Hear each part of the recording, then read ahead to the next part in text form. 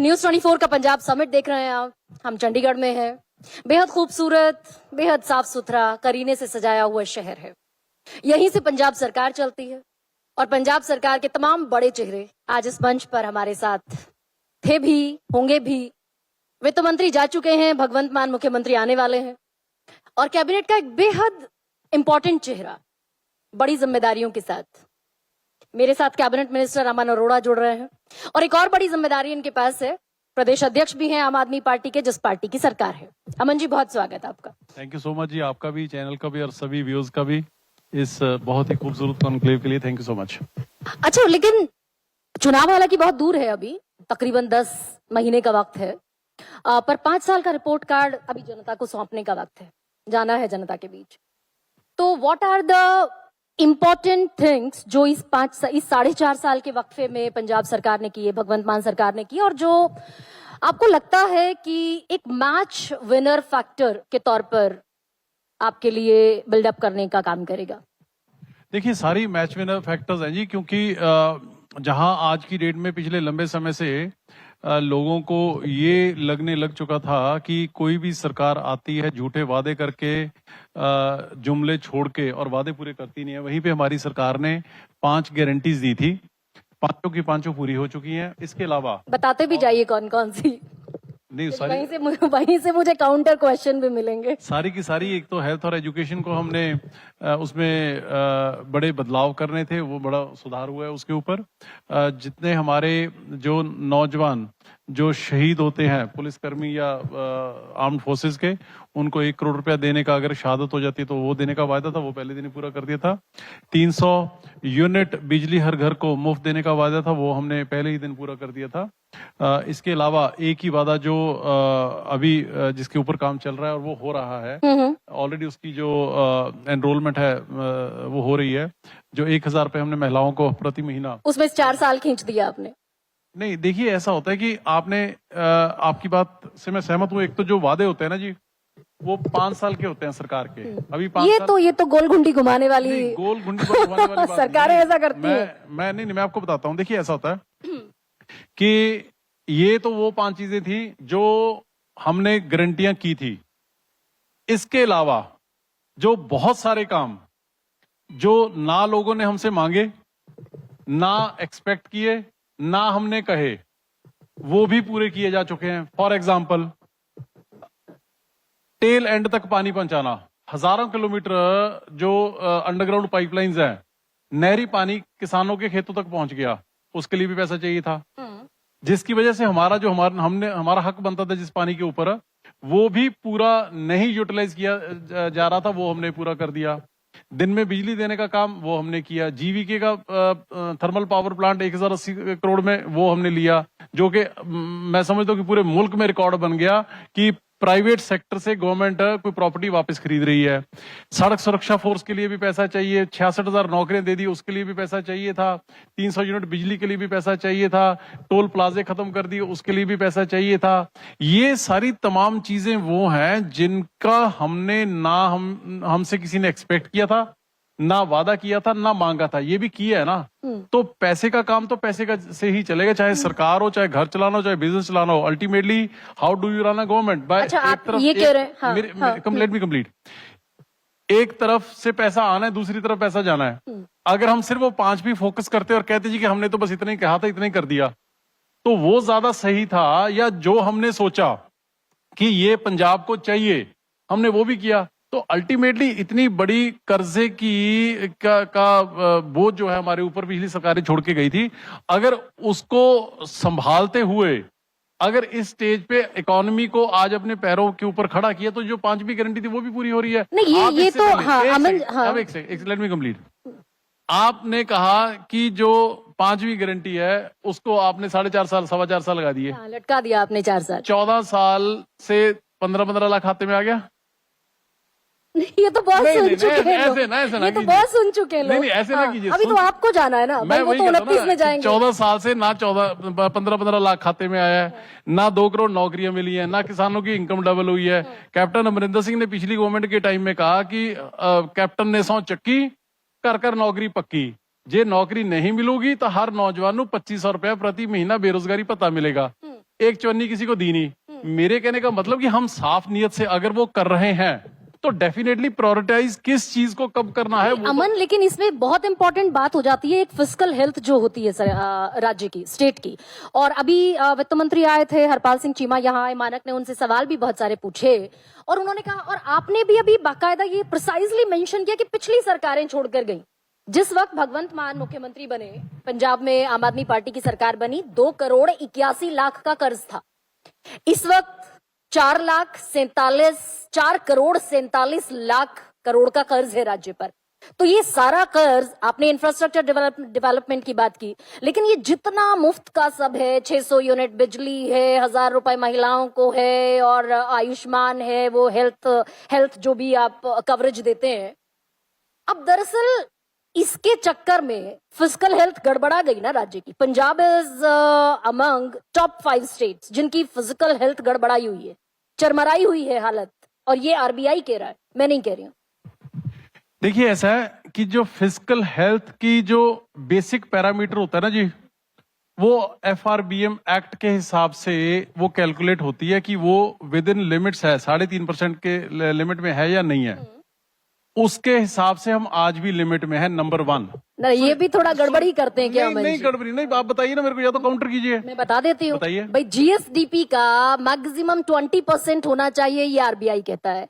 आपका पंजाब का GSDP का 47% कर्ज है आपके ऊपर। 2022 में कितने परसेंट था बताइए? नहीं, मैं तो अभी 5 साल से आप सरकार चला रहे हैं, फिजिकल हेल्थ तो आपको सुधारनी। देखिए, लेट मी वेरी क्लियर। जो हम कंपैरिजन करेंगे या जिस चीज के लिए हम अकाउंटेबल होंगे वो 4 साल के लिए होंगे। जो आपने GSDP की परसेंटेज की बात की, वो आज कितने परसेंट है GSDP टू डेट, यही कह रहे हो ना आप? आज कितने और 22 में कितना था? नहीं, 22 का मैं नहीं जानती, लेकिन मैं जानता हूँ ना जी। मैं उस सरकार के मंत्री से सवाल पूछ रही हूँ जिसने 4.5 साल सरकार चला ली है। मैं वही कह रहा हूँ आपको कि अगर डेट बढ़ा है तो GSDP भी बढ़ा है, अगर इनकम भी बढ़ी है उसके साथ साथ। 1950 से पिछले 70 साल से हमारा एक्साइज का रेवेन्यू जो था वो 6,000 करोड़ पे पहुंचा। हमने 4 साल में उसको 13,000 करोड़ पे पहुंचा दिया। ठीक है। हाँ। हमने हमारी जो GST की कलेक्शन है, हाँ, वो सब्सटेंशियल राइज हुई है और उसने रिकॉर्ड बनाया पूरे मुल्क में जितना हमारा रेवेन्यू बढ़ा है। आपने कहा कि फ्रीबीज, ठीक है। देखिए, अभी इसी पर जो आप कह रहे हैं, आपने एक्साइज रेवेन्यू बढ़ा दिया, आपका रेवेन्यू भी बढ़ गया 2022 से, आप ये कह रहे हैं? हाँ? आप ये कह रहे हैं ना? तो 70,000 करोड़ का आपका रेवेन्यू है और 24,000 करोड़ आप कर्ज के ब्याज में दे देते हैं। तो फिर क्या करें? आप अगर पैसा कहाँ से लाएंगे इंफ्रास्ट्रक्चर? मैं वही तो कह रहा हूँ जी कि अगर एक पिछला डेट का बोझ हमारे कंधे पे पड़ा हुआ है, वो चाहे पिछली सरकारें खा गई या खराब कर दी या वो फ्रीबीज में चला गया, अब उसका तो बोझ उठा ही रहे ना, तो किया क्या जाए उसका? आप क्या ये मानते हैं कि जो एक बार जो आप सब्सिडीज लोगों को दे दो, can you take it back? No, practically it is not possible. So when we are stuck in such a situation कि एक फ्रीबीज या सब्सिडीज दी हुई वापस ली नहीं जा सकती, तो उसको इकोनॉमी चलाने का, स्टेट चलाने का, एक्सचेकर चलाने का, ये इकोनॉमी, अमन जी एक सेकंड, ये इकोनॉमी चलाने का एक तरीका है या फिर ये दरअसल पॉलिटिक्स चलाने का तरीका है कि bad economy is a good politics? दोनों चीजें साइड बाय साइड चलेंगी। अच्छा। आप हमारे गुरु साहब ने कहा है कि गुरु ग्रंथ साहब में लिखा है कि गुरु की गोलक गरीब का मुंह, कि जो गरीब के जो गुरु की गोलक होती है उसपे सबसे ज्यादा हक जो है वो जो सबसे गरीब है उसका होता है। सरकार के खजाने के ऊपर भी सबसे ज्यादा हक जो होता है वो जो बंदा आखिर की लाइन में खड़ा है, जो सबसे ज्यादा जरूरतमंद है, उसका होता है। अब अगर हमने 300 यूनिट बिजली फ्री दी, अगर हम 10 लाख रुपए का इंश्योरेंस हेल्थ कवर दे रहे हैं, अगर हम स्कूल हॉस्पिटल बेहतर कर रहे हैं, तो इससे आम लोगों को ही फायदा हो रहा है ना। आप अगर कहावत भी है ना भाई, कर्ज लेकर घी पीना, तो बड़े बुजुर्ग कह गए कि कर्ज लेकर घी तो नहीं पीना चाहिए, बट गरीबों की जिनकी आप बात कर रहे हैं उसके चक्कर में 2 गुना हो गया कर्ज राज्य पर। मैं आपकी बात से 100% सहमत हूँ। चलिए, thank you so much for that. नहीं, अभी ऐसे नहीं, आपको भी मेरी, जब तक आप नहीं होगे मेरी बात पे सहमत, मैं छोड़ूंगा भी नहीं। सुनिए पहले, अब कंस्ट्रक्टिव है डेट या अनकंस्ट्रक्टिव है?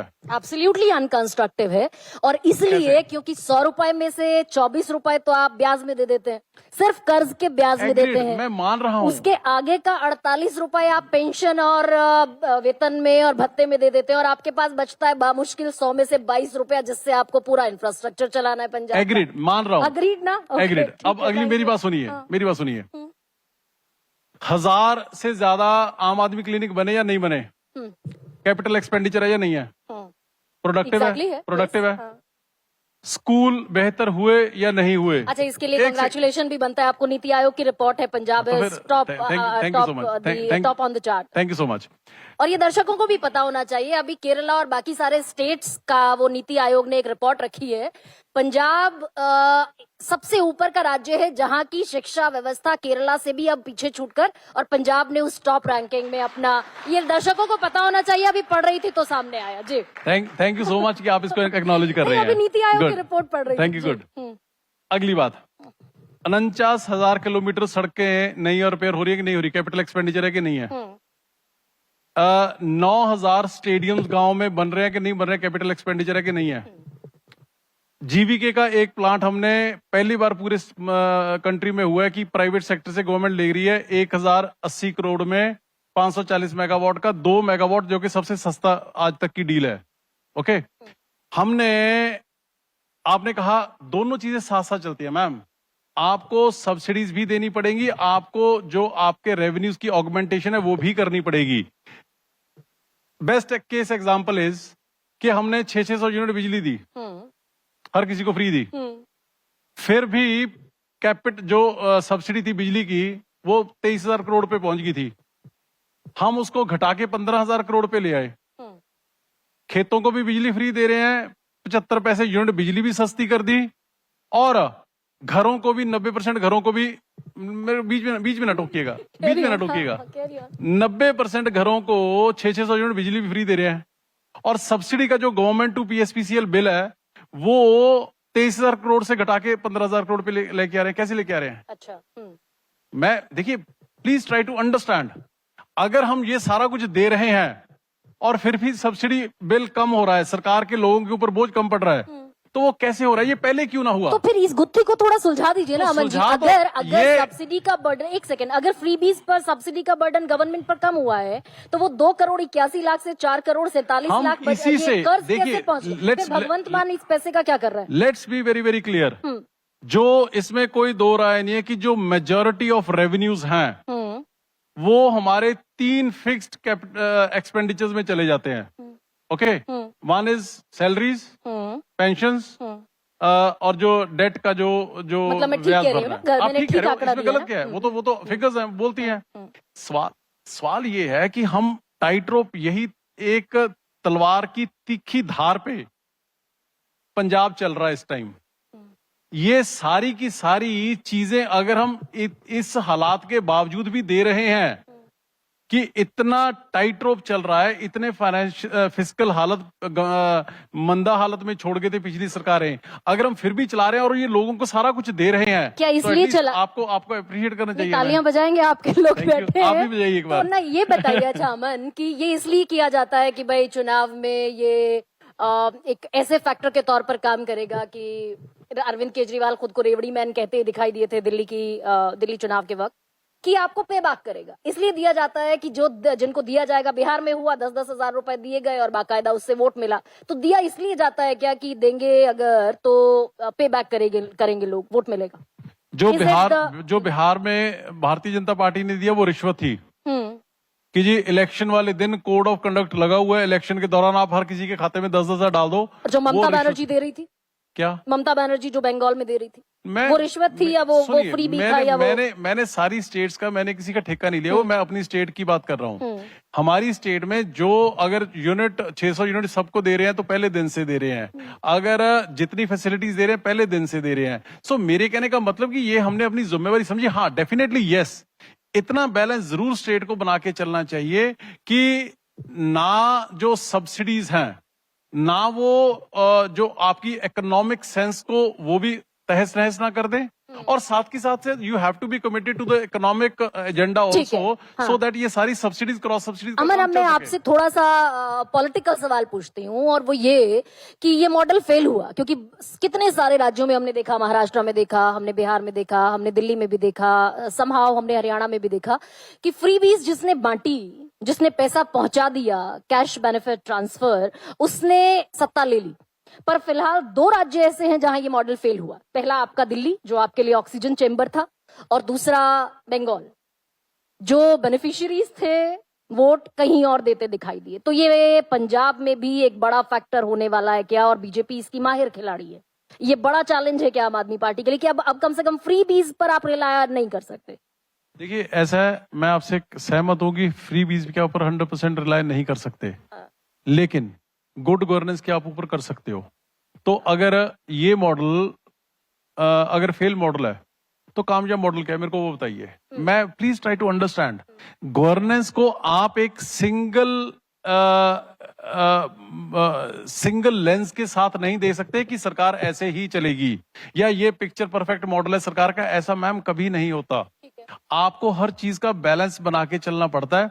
कहीं आपकी जो आपको अगर ये फ्रीबीज भी देनी है, सब्सिडीज देनी है, तो ultimately until and unless you don't focus on your economic agenda, you can't achieve it. That's very clear. Economic या पॉलिटिकल एजेंडा भी बहुत संभाल के चलना पड़ता है, वो आपके साथ निकाल कर ले गए, आपको पता नहीं चला। अच्छा अमन, बिल्कुल नहीं पता था, अब किस चीज का बिल्कुल नहीं पता था कि ये 7 जो लोग हैं ये निकल जाएंगे और राघव चड्डा इनको निकाल कर ले जाएंगे। ये आपको अरविंद केजरीवाल को भगवंत मान नहीं, क्योंकि आपने कहा इकोनॉमिक बैलेंस, तो मैं पॉलिटिकल बैलेंस पर आ गई। बताइए। ये political balance you got failed किया भाई। अरविंद केजरीवाल धुरंधर खिलाड़ी, भगवंत मान आपके चीफ मिनिस्टर, आप खुद इतना बड़ा चेहरा, बिल्कुल नहीं समझ में आया कि ये होने वाला है। देखिए, किसी कि किसी के दिल में क्या चल रहा है वो आप कैसे जान सकते हो? अब जिन लोगों को अरविंद केजरीवाल जी ने इतना बड़ा मान सम्मान दिया, अगर वही लोग इतना मान सम्मान मिलने के बाद भी अगर छोड़ के जाते हैं तो व्हाट डू यू डू? क्यों चले गए अमन? ये तो उनसे पूछिए। नहीं, मैं आपसे पूछती हूँ, आपका भी एक इंट्रोस्पेक्शन होगा, आप लोगों ने भी एक इंटरनल एक किया होगा, अपना मंथन किया होगा। नहीं, जिस दिन मेरे को समझ आ गया कि वो क्यों छोड़ के गया, मैं आपको बता दूंगा। मेरे को अभी तक तो समझ नहीं आया। यानी कि अभी तक आप लोगों ने इस पर चर्चा ही नहीं की कि क्यों चले गए। चर्चा करके क्या करोगे बताइए? जो एक बंदा छोड़ ही गया तो क्या करोगे उस पर? नहीं, आपने फिर क्यों हटाया राघव चड्ढा को राज्यसभा के उपनेता पद से? आपने भी अगर राघव चड्ढा का तो सारे देश को ही पता है।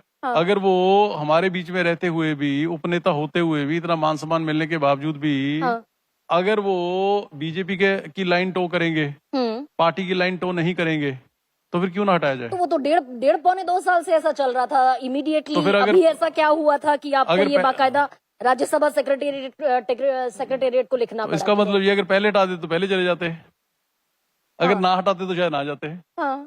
यही जवाब है इसका, और क्या हो सकता है? 1.5 साल से जो चीजें चल रही थी, इस पॉइंट पर क्या स्पार्क ऑफ द मोमेंट था कि नहीं, ये तो देखिए, क्या स्पार्क ऑफ द मोमेंट क्या था ये तो बेहतर अरविंद जी बता सकते हैं, मेरे से तो इस बारे में कोई बात नहीं हुई। लेकिन मैं ये मान के चलता हूँ कि जहाँ इतना बड़ा मान सम्मान मिला हो ना जी, चलो अगली बात करते हैं। राघव चड्ढा को तो 1.5 साल से चल रहा था, जिसको राघव चड्ढा की जगह पे बनाया अशोक मित्तल को, तो फिर क्या कौन सा ऐसा यंत्र है आपके पास कि किसी के दिल दिमाग में लगा के देख लो कि ये बंदे में भैया कितना दम है, कितनी सिंसेरिटी है, कितनी लॉयल्टी के साथ आपके साथ खड़ेगा, नहीं खड़ेगा? क्या आज के जमाने में जहां सारी की सारी जो मर्यादाएं थी उसको भारतीय जनता पार्टी ने, केंद्र सरकार ने अपनी एजेंसीज के जरिए उनको मलियामेट करके रख दिया है कि कोई प्रिंसिपल्स, कोई उसूल, कोई मर्यादा, कोई आंख की शर्म जब वो रही नहीं है, तो फिर क्या करोगे आप? नहीं, बीजेपी को आप कल्प्रेट बता देते हैं भाई, आपके लोगों के पास छिपाने को कुछ होगा, दबाने को कुछ होगा, कुछ गलत किया होगा, तब वो ईडी के डर से और उधर चले गए। अरविंद केजरीवाल कह रहे हैं कि इधर ज्वाइन बीजेपी और एल्स गो टू जेल। तो फिर बिल्कुल ठीक है। नहीं, आपने जिन लोगों को चुना, यानी कि वहाँ गड्ढा था, वहाँ पानी भरा हुआ था, जिसको बीजेपी ने नहीं गड्ढा अब ऐसे आप कैसे कह सकते हो? जब तक हमने तो जो भी बंदे लिए, ठीक है ना, वो यही सोच के लिए कि उनकी कोई ना कोई कमिटमेंट स्टेट की तरफ होएगी। अब उसके बाद भी इतना मान सम्मान मिलने के बाद बंदा छोड़ के सारे चले। करोड़पति अरबपति समझ में आते हैं आपको कि आप उनसे वफादारी की उम्मीद करते हैं? भाई राजेंद्र गुप्ता को ले आए आप 5,000 करोड़, ट्राइडेंट ग्रुप, अब अशोक मित्तल को ले आए, वो अपने आप में एक बड़े व्यापारी। तो ये भाई व्यापार किस तरीके से चलता है आपसे मुझे बताने की तो जरूरत है नहीं। अब आप ये कहना चाह रहे हैं कि जितने बड़े लोग हैं वो जल्दी जल्दी पैर छोड़ जाते हैं, ये कह रहे हो? ये तो मुझे आपसे पूछना है। एग्जाम्पल मैं आपकी बात से सहमत हूँ कि छोड़ गए, क्या करें? बंदा कई बार झटके खा खा के सीखता है। मैं समझता हूँ कि हम लोगों के लिए भी एक लर्निंग लेसन रहा है ये। लेकिन आप सवाल ये नहीं है, सवाल ये है कि जहां गए हैं वो किसकी पार्टी है? वो अडानीज अंबानीज की पार्टी है। इसका मतलब अगर कल को कोई देश में और सरकार आ गई तो उनकी बाजू मरोड़ेगी तो फिर उस तरफ चले जाएंगे। मैं इसी करके, मैम आप एक पर्टिकुलर कॉन्टेक्स्ट में बात कर रहे हो, मैं पूरे के पूरे देश के पॉलिटिकल लैंडस्केप की बात कर रहा हूं कि क्या ऐसे ही 140 करोड़ का देश चलेगा कि जिसकी लाठी उसी की भैंस, जिसकी सरकार आ गई उसी के पास ईडी सीबीआई, उसने सबकी गर्दन पे तलवार रखी और आपको चलो। भी डर लग रहा होगा ना वैसे अमन? क्यों, मेरे को भी लग रहा है। ये गौरव धीर और बाकी सब ये तो पहुंच गया ना आप तक भी? देखिए ऐसा है, अच्छा आप रहेंगे, ये ईडी तो पहुंच गई आप तक, तो रहेंगे कि जाएंगे चुनाव से पहले? देखिए ये तो आपको भी नहीं पता, मेरे को भी नहीं पता कि अगला सांस आएगा या नहीं आएगा, नंबर 1। नंबर 2, जिंदगी में आज तक कभी ऐसा काम नहीं किया जो छाती ठोक के और माइक पे ना कह तेज सकूं। बोलिए ना, माइक को पास रख के बोलिए ये बात अभी। जो क्लियर है जी, सबको सुन रहा है? जिंदगी में ऐसा काम नहीं किया जिसकी वजह जो मैं छाती ठोक के माइक पे ना कह सकूं। जहां तक गौरव धीर की बात है, भाई कल भी था, आज भी है और कल भी रहेगा।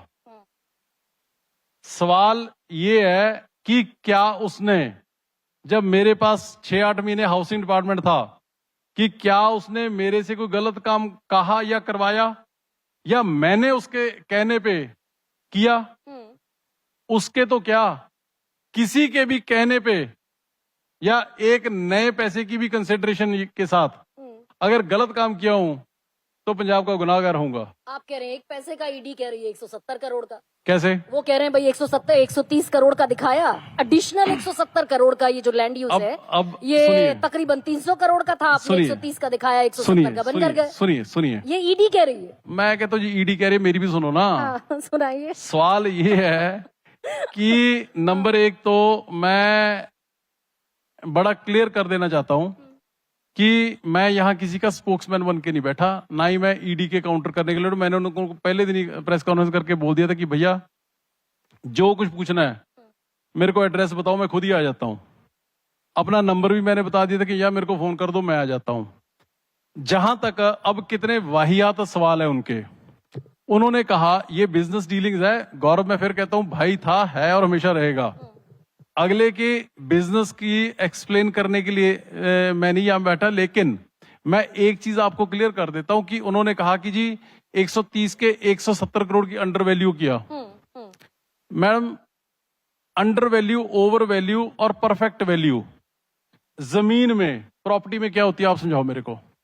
नहीं, मैं तो ईडी का जो एलिगेशन है, मैं कहता हूँ ईडी को दफा करो जी आप, उन्होंने जो करना मेरे साथ करने कोई प्रॉब्लम नहीं है। मैं कहता हूं कि जमीन में अंडर वैल्यू, ओवर वैल्यू और परफेक्ट वैल्यू क्या होती है, बताओ। परफेक्ट वैल्यू वो होती है कि आपने जो सर्कल रेट है, जो सरकार ने ही फिक्स किया है, उससे ऊपर लिया कि नहीं लिया, यही है, यही है।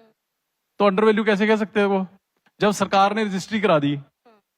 नहीं भाई, मैं 2-3 सवाल इसलिए पूछ रही हूँ अमन जी आपसे कि संजीव अरोड़ा भाई आप ही के कैबिनेट के साथी थे ना, आप ही के साथी को लेकर चले गए। आप सवाल करते हैं, आधा जवाब सुनते हैं, फिर अगले पे पहुंच जाते हैं। ऐसे ना करो, मैंने वो फियर ऐसे ना करो, अब सवाल ले लो पूरा, जवाब ऐसे ना करो। अब अमन अरोड़ा को छोड़ के संजीव अरोड़ा पे ना पहुंचो। मैंने इसलिए उस फियर फैक्टर की बात की थी कि फियर फैक्टर, अगर ईडी अमन अरोड़ा तक पहुंच गई, संजीव अरोड़ा को लेकर चली गई, लोकसभा चुनाव से पहले अरविंद केजरीवाल, संजय सिंह, मनीष सिसोदिया, सत्येंद्र जैन और तमाम दुनिया जहान के सब नेता आपके जेल के भीतर थे। ये फियर फैक्टर पंजाब इलेक्शन में है क्या अमन अरोड़ा? बस मैं इतना पूछ रही हूँ। पंजाब इलेक्शन में है तो है किसी को कि नहीं है। अमन अरोड़ा को एक नए पैसे का नहीं है, जहां मर्जी ले चलो। अच्छा ठीक है, अब ये आगे चलो। थोड़ा सा अब आपका, क्योंकि उद्योग मंत्रालय है, वो कर्ज की मैं बात कर चुकी हूँ ऑलरेडी। फिस्कल हेल्थ गड़बड़ाई हुई है, तो वो जो इन्वेस्टर जिसको आप कहते हैं कि भाई आइए पंजाब में, कैसे वो इन्वेस्टर भरोसा करे अमन अरोड़ा पर, भगवंत मान? इसका जवाब आपको ऑलरेडी इन्वेस्टर्स आज से 4 महीने पहले दे चुके हैं कि जब हमने एक इंडस्ट्रियल पॉलिसी लॉन्च की, इन्वेस्ट पंजाब लॉन्च किया, 65,000 करोड़ के कैफ कॉमन एप्लीकेशन फॉर्म्स वो साइन हो चुके, जो कि अभी तक के पंजाब की हिस्ट्री के हाईएस्ट है, number 1। Despite the fact that Punjab faces all the odds in the sense कि लैंडलॉक्ड स्टेट है, जमीनें महंगी हैं, रॉ मटेरियल दूर से आना है, फिनिश प्रोडक्ट दूर जाना है, एक इंटरनेशनल बॉर्डर की वजह से कभी कभार डिस्टर्ब स्टेट भी हो जाती है, पिछले समय में टेररिज्म के टाइम में।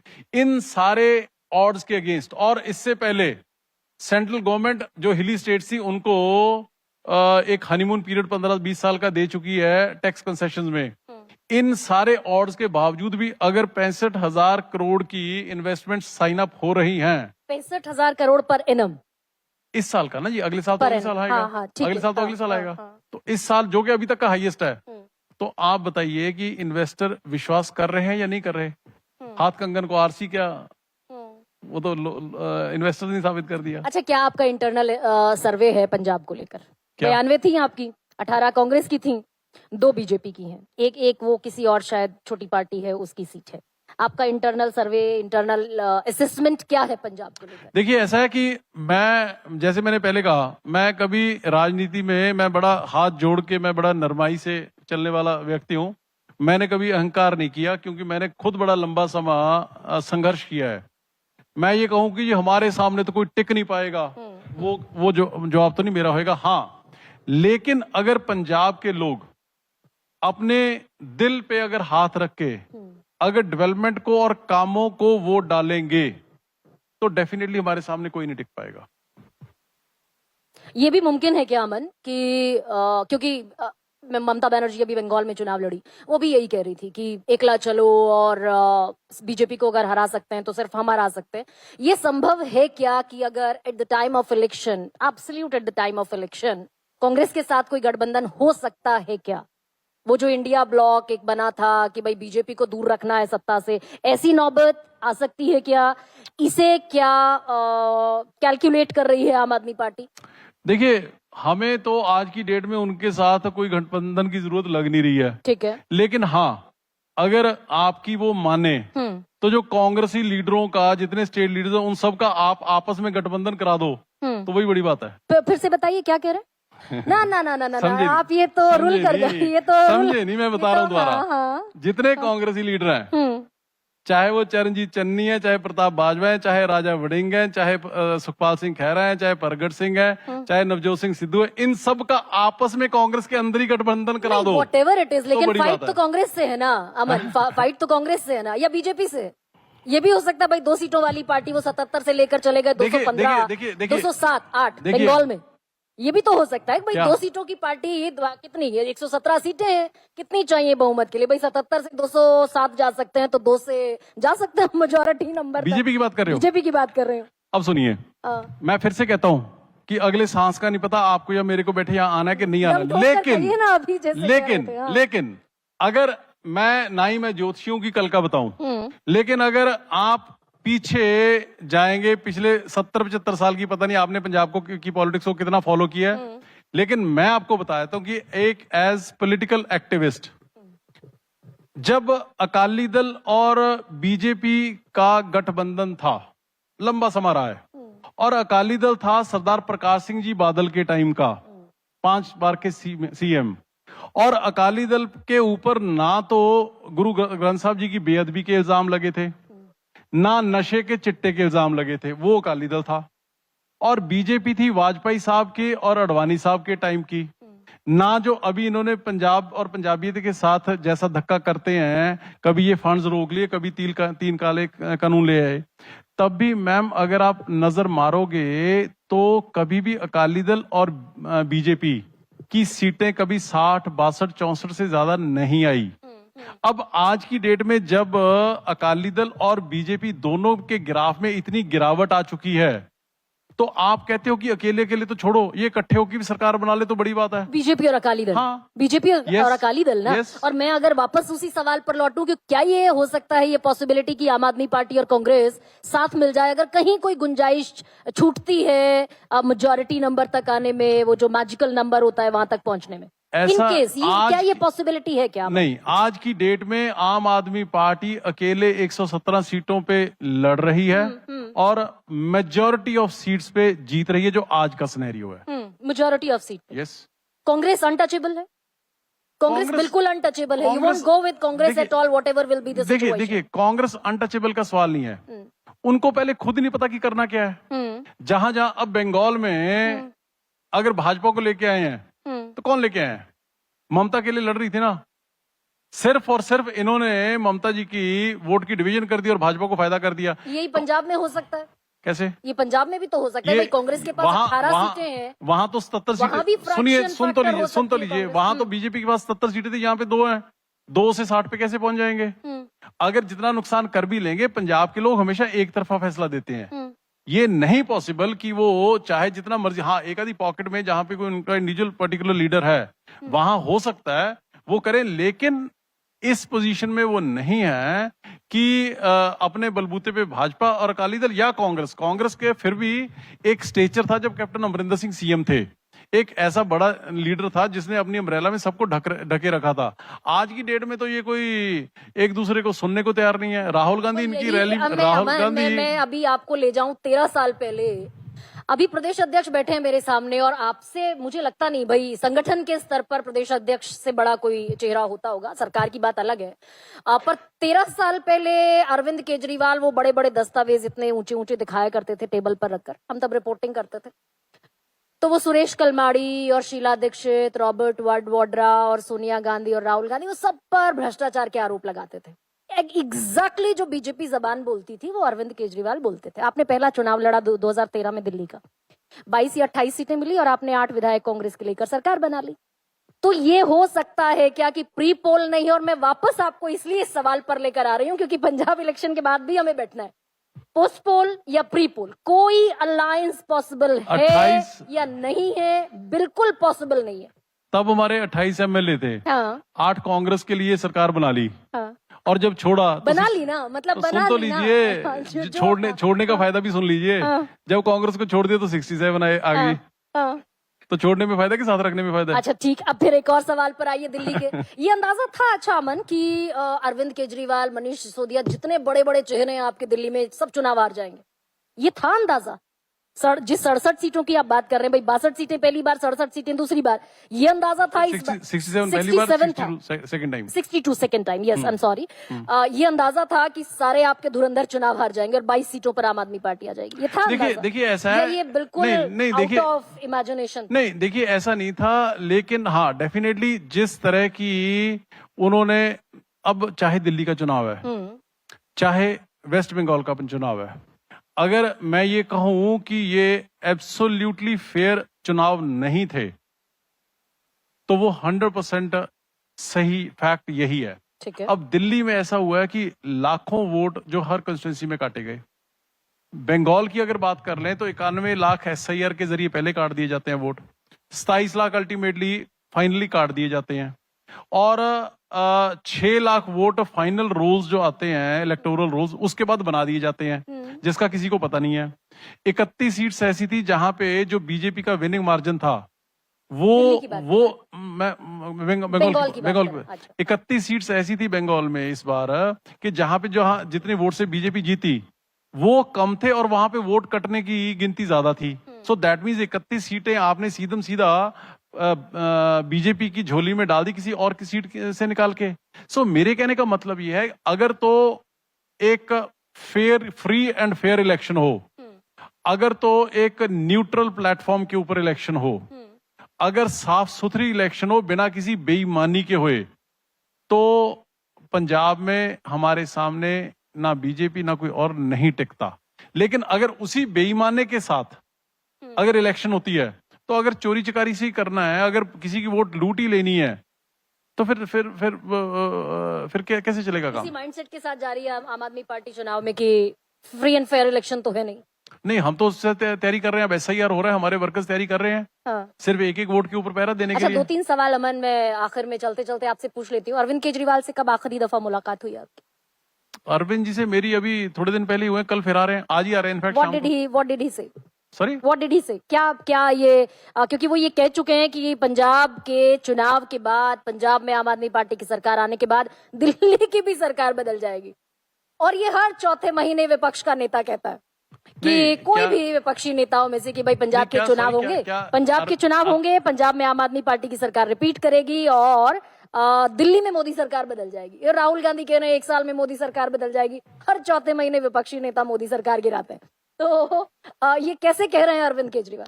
नहीं क्या देखिए, क्या गणित है, मतलब इसका क्या कैलकुलेशन? देखिए गणित तो ऐसा है कि बाकी चलो गणितों का तो नहीं मेरे को पता, लेकिन एक गणित समझ आता पता है। तो सारा गणित है आपको, लेकिन खैर, ठीक है। एक गणित मेरे को ट्राइंग टू बी हम्बल। एक गणित तो जरूर समझ आता है कि अगर सारे देश के लिए 3 काले कानून लेके आए, हाँ। उसको अपोज किया, जिस काम के लिए आज तक भारतीय जनता पार्टी और केंद्र पीछे नहीं हटा था, पीछे किसने हटाया? पंजाब ने हटाया, पंजाब के किसान ने हटाया। वो अश्वमेघ या घोड़ा जिसकी आप बात करते हैं, क्या चीज?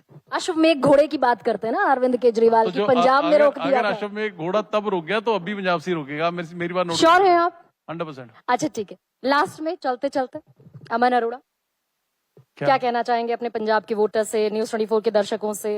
पंजाब के वोटों से मुख्यमंत्री भगवंत मान होंगे ना, if will be repeating the government? Definitely जी, डेफिनेटली भगवंत मान होंगे। उसमें उस तो अरविंद जी भी कह चुके, मान साहब भी कह चुके, उसमें मैं तो उनका सिपाही हूँ, डेफिनेटली वही होंगे। अच्छा, लास्ट मैसेज आपका? देखिए, मैं तो एक ही बात कहूंगा पंजाब के लोगों की, बड़ी ईमानदारी के साथ, बड़ी शिद्दत के साथ आम आदमी पार्टी ने, भगवंत मान सरकार ने सेवा की है पंजाब की, और एक मौका और मिलना चाहिए, क्योंकि अगर हम कहें कि हमने 5 गारंटियां दे के हमने सारा कुछ कर दिया ना, अभी there are still miles to go. नशा भी बाकी है ना अभी? डेफिनेटली बहुत कुछ बाकी है। 18 करोड़ रुपए हर महीने युवा फूंक दे रहा है नशे में। वो चिट्टा अभी भी खुलेआम बिक रहा है, जो अकाली दल के बारे में आप बता रहे हैं। बहुत कुछ बाकी है अभी। ठीक। मैं ये कब कह रहा हूँ कि हमने सारा कुछ कर वेरी दिया। थैंकफुल कि आप इसको स्वीकार कर रहे हैं। डेफिनेटली वो जो चीज, देखिए ऐसा है कि मैम 4 लोगों का घर होए ना जी, आपका या मेरा घर, 100% काम तो आप उसके भी नहीं कर सकते। 3 करोड़ के लोगों की स्टेट के आप अगर काम कहो कि हमने 100% सारा कुछ कर दिया और कोई काम बाकी ही नहीं बचा, so that is practically not possible. एक और टर्म चाहिए। हाँ जी, एक और टर्म चाहिए। एक और टर्म चाहिए, ईमानदारी के साथ चाहिए, पूरी कमिटमेंट के साथ। अगले 5 सालों में भी पंजाब को, चाहे वो नशों की बात आपने की, चाहे फाइनेंशियल फिजिकल हेल्थ की बात की, अगले 5 साल और चाहिए उस सारे को ट्रैक पे चढ़ाने के लिए। ट्रैक पे चढ़ाने के लिए मैं बात कर रहा हूं, जो हालात पिछली सरकारें हमारे ऊपर छोड़ गई हैं। तो इस करके लोगों से यही कहूंगा कि इससे पहले आपने अकाली दल भाजपा को भी देख लिया, इससे पहले कांग्रेस को भी देख लिया, लंबा समय देख लिया, और आम आदमी पार्टी को एक टेन्योर की, एक टर्म की और जरूरत है, ताकि पंजाब को मुड़ दोबारा नंबर 1 स्टेट और रंगला पंजाब बना सके। हाँ जी, अरविंद केजरीवाल मुझे याद आ रहे हैं कि यमुना को साफ करने के लिए एक और टर्म की जरूरत है। खैर, very thankful, I am very thankful Aman, आपने यहाँ सारे सवालों का और बेइंतहा खूबसूरती से आपने जवाब दिया। किसी सवाल पर आप चिढ़े नहीं, आपकी तासीर गर्म नहीं हुई, इसके लिए बहुत बहुत शुक्रिया। Thank you so much for being with us. आपके सवाल बड़े सॉफ्ट थे जी।